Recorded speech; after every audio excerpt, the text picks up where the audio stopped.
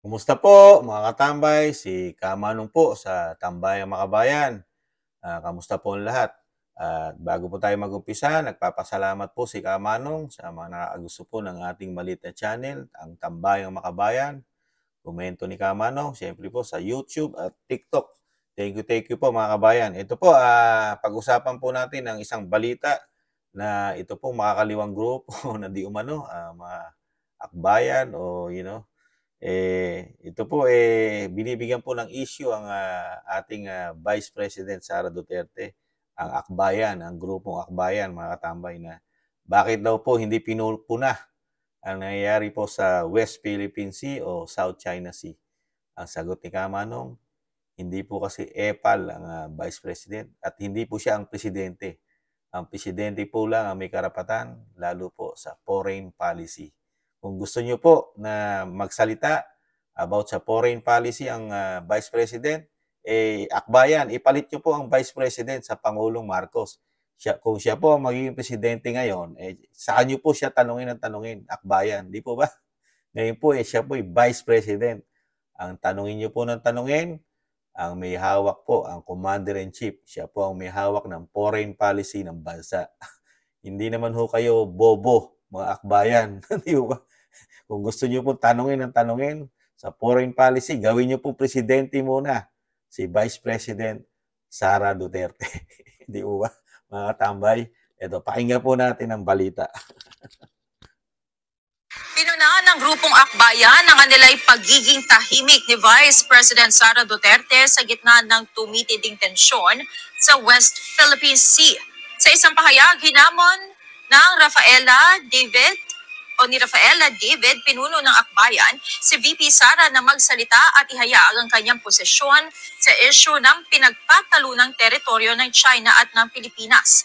Hamon ng grupo sa Vice Presidente, magpakita rin ito ng lakas ng loob na ipagtanggol ang soberenya ng ating bansa kaysa gamitin ang kanyang boses sa anilay pagdepensa para sa religious leader na si Apollo Kibuloy. Binigyan diin ng mga ito na kailangan ng mga Pilipino ang tunay na leader at hindi ng anilay mga traidor. Wala pang pahayag ukol dito ang Vice Presidente.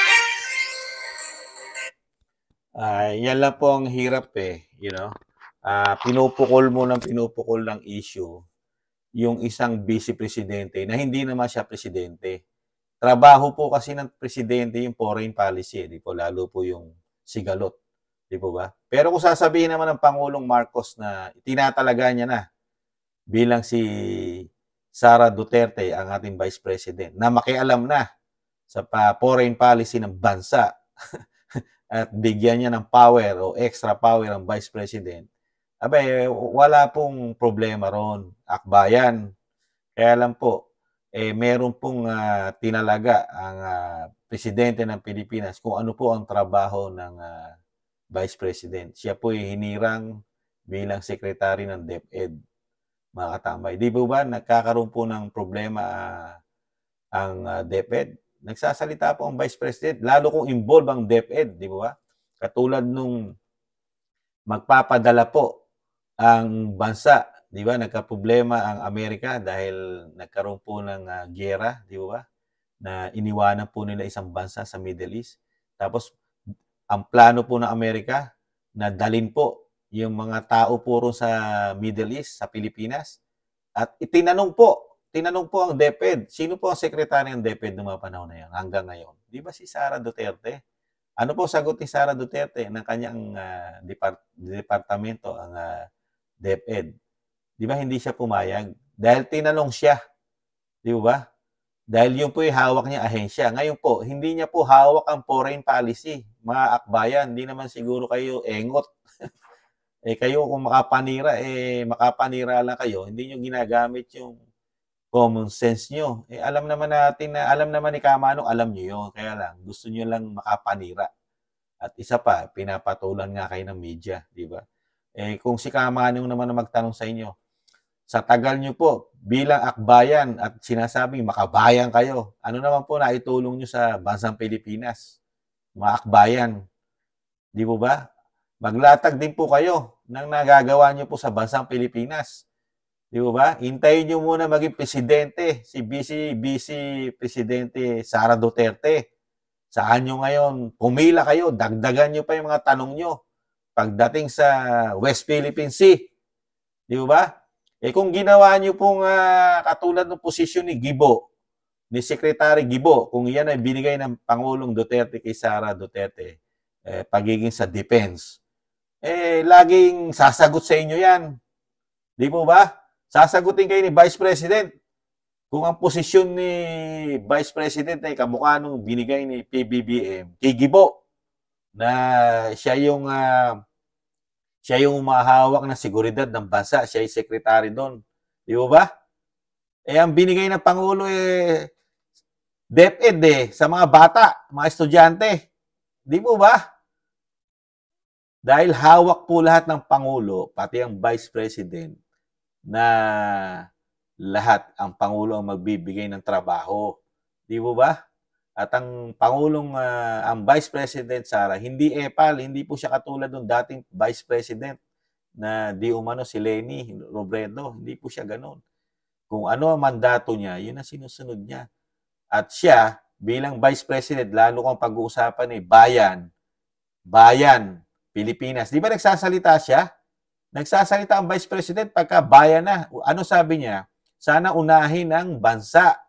Bansa, unahin ang kahirapan, trabaho, kawalan. Di mo ba? Nagpapahayag ang Vice President pagka sa bansa na mismo ang problema. Di ba? Pero pagdating sa labas ng bansa, ang tatanungin niyo po, akbayan, paulit-ulit ko sasabihin sa inyo, ang lagi niyong tatanungin at hahanapan niyo ng solusyon, ang Pangulo ng Pilipinas, yan po ang PBBM. Mga akbayan, hindi naman kayo bopols. Di umano. Di ba? Hintayin nyo muna maging presidente si Sara. Di ba? Ngayon, kung sasabihin nyo yung ahensya na hawak ng vice-presidente, hiyang-hiya naman ako sa inyo. Yung ahensya na hinawakan ng vice, number 1 sa buong ahensya ng gobyerno. Number 1 na hindi nangyayari sa kasaysayan ng DepEd yun, na maging number 1 sa buong ahensya. Di ba? Number 1, akbayan. Number 1 po, akbayan. Kung makapanira kayo, kung sino pa yung magaling manungkulan sa gobyerno natin, pilit yung pinababagsak kasi mamumblema kayo pag naging presidente si Sara Duterte. Di ba? Lalo yung mga makaliwang grupo, yung mga aktivista, yung mga sumusuporta sa mga kaliwa, di umano, yung makabayang black. Malaking problema, baka kayo mawala na dyan, di umano. Di ba? Kaya samantalahin nyo. Habang kumakampi sa inyo ang gobyerno, di umano, samantalahin nyo. At huwag nyong tigilan na siraan ang vice-presidente. Pero ang mga tao, mga Pilipino, gising na po. Gising na mga Pilipino. Tumitingin na sa nagagawa ng mga politiko. Ngayon pa, natuklasan ng mga Pilipino na ang Kamara at Senado merong legal na korupsyon. Di ba? Di umano. Dahil ang kanilang mga pondo sa loob ng isang taon, hindi kailangan i-audit at hindi pwedeng i-audit dahil gumawa ng batas ang Senado na sila ay safe at hindi pwedeng diktahan ng COA, di ba? At walang resibo sila. Sila hindi kailangan ng resibo, di ba? Tanging sila lang. Kaya alam na po namin, kaming mga Pilipino, ang nangyayari po sa gobyerno ngayon at nabibisto na po, di ba? Kaya malapit na po halalan. Kaya mga Pilipino, alam na po kung paano magtrabaho ang Kamara at ang Senado. Mga legal corruption, di ba? At kasama na natin itong grupo na akbayan. Nagyayaw-yaw na naman. Gusto makapasok na sa party list. Di ba? Alam na po namin yon. Di ba, mga katambay? Alam na natin kung paano sila magtrabaho. Kaya, yan po mga katambay, ang komento ni Kamanong sa walang kakweta-kweta. Ginagawang bobo ang mga Pilipino ng itong katulad ng akbayan na ito. Ginagawa tayong tanga. Di ba? Makapagbato lang ng issue na gawin nyo munang presidente si VP Sara at ng lahat ng problema ng foreign policy, sasagutin kayo araw-araw kahit minuto. makukuhanan niyo siya ng sagot. Sa ngayon, kasi hindi siya epal na politiko. Di ba? Alam niya kung saan siya lulugar. Di ba? Pero tanungin niyo rin si Vice President Akbayan kung ano naman masasabi niya sa mga travel, sa mga biyahe ng Pangulong Marcos. Tanungin niyo po kung ano naman masasabi niya sa mga biyahe na ito ba'y nakapagbigay na ng maraming trabaho sa bansa at nakapagbigay na ba ng solusyon na bumababa na bilihin ng bansa. Tanungin niyo rin po. Hindi puro sa dagat. Tanungin niyo at sasagot si Vice President doon, dahil hindi foreign policy 'yon. At 'yun ay karapatan din so check na sasagot. At may karapatan sumagot si Sara Duterte dahil lalo kung pag-uusapan ay trabaho at seguridad ng pagbaba ng bilihin ng ating bansa. Akbayan, doon nyo naman tanungin si Vice President kung nakapagbigay na ba ang mga biyahe ng ating Pangulo ng napakaraming trabaho na sa ating bansa at bumababa na ba ang mga bilihin sa ating bansa. Di ba? At tanungin nyo rin po ang Vice President Akbayan kung ano ang napapansin ng Vice President sa paglaganap ng isang damukal na drug addict ngayon na naman sa ating bansa, krimen, at isang damukal na drogang nakapasok sa ating bansa. Akbayan, tanungin niyo po rin ang Vice President kung ano masasabi ng Vice President sa lumalaganap at talamak na naman droga at krimen sa ating bansa. Di ba? Tanungin niyo rin po. Di ba? Yun po ang request ni Kamanong. Tanungin niyo po, Akbayan, si BP Sara sa mga sinasabi ni Kamanong. Di ba? Hindi puro West Philippine Sea na hindi naman siya ang ang nararapat na sumagot dyan dahil hindi naman siya presidente, di ba? Kaya hiyang-hiya naman tayo sa Akbayan. Hiyang-hiya. Napakaraming nagawa sa ating bansa nitong mga grupo ng makakaliwang grupo, mga aktivista, at makabayang black di umano. Di ba? Umasenso ang ating bansa sa kanila. Di ba? Umasenso. At nakapagbigay ng maraming trabaho. Yung mga congressman na yan, di umano. Ay, nako.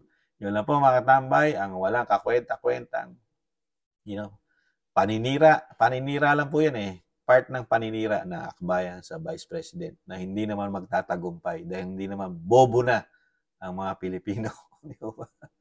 Yan lang po mga katambay, si Kamanong. At syempre, nag-iiwan pa rin na tis-tis lang, may pag-asa pa at makakabangon pa tayo. At syempre, mahalin natin ating bansa, hindi sa giyera, mga katambay. Paalam. Bye-bye.